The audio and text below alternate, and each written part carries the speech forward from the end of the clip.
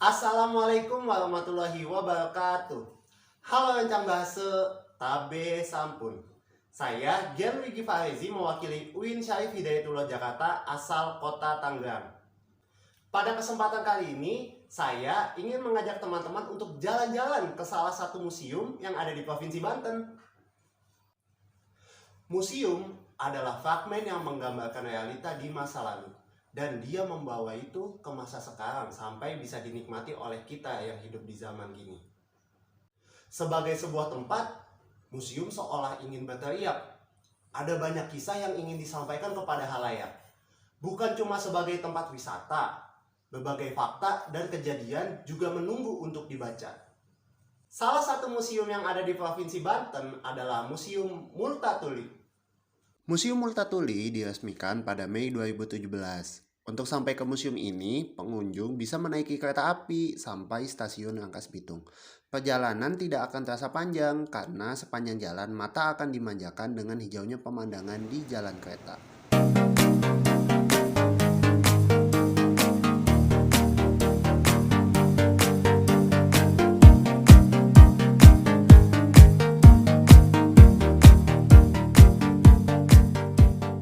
Terletak di sebelah timur alun-alun Rangkas Bitung, Museum Multatuli bisa ditempuh dengan berjalan kaki selama 15 menit dari stasiun. Perjalanan cukup asyik karena kita bisa melihat potret jalanan dan orang-orang Rangkas Bitung. Di samping museum juga ada perpustakaan Saijah Adinda yang namanya diambil dari tokoh dalam buku Max Havelaar karya Multatuli.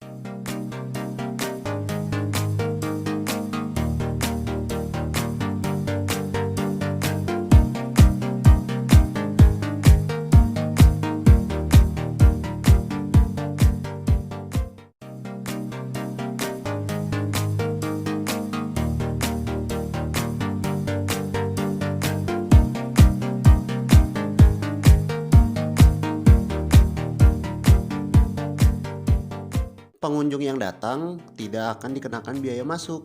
Biasanya akan ada pemandu yang berjaga di area museum dan menjelaskan berbagai koleksi serta sejarah di dalamnya. Museum Multatuli memiliki 7 ruangan dengan latar yang terbagi ke dalam 3 bagian.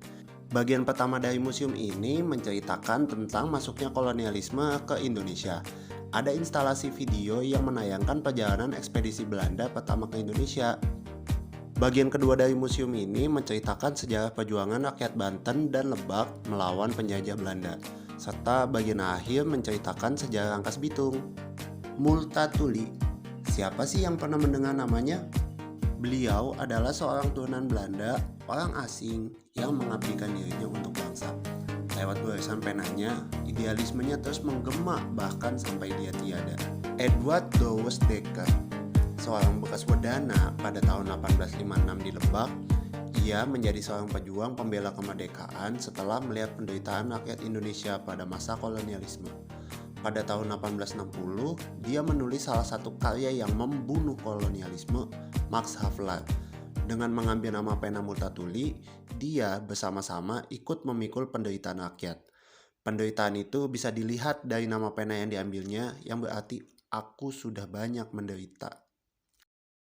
Museum Multatuli cuma ada 2 di dunia. Satu di Belanda, satu lagi di Indonesia. Di dalamnya terdapat berbagai koleksi yang bisa kamu baca. Bahkan salinan Max Havelaar yang bisa dibaca di tempat. Berkunjung ke museum adalah salah satu upaya yang bisa kita lakukan sebagai anak muda untuk mempelajari berbagai kisah yang terjadi di masa lalu dan mengambil pelajaran dari hal itu. Belajar sejarah dan belajar budaya bisa membuat kita menjadi orang yang bijak. Sebagai anak muda, hal itu sama seperti kita membela bangsa. Sebab langkah termudah untuk menghancurkan suatu bangsa adalah dengan membuat anak mudanya lupa dengan keluhuran nenek moyangnya. Saya Gianluigi Farezi. Wassalamualaikum warahmatullahi wabarakatuh.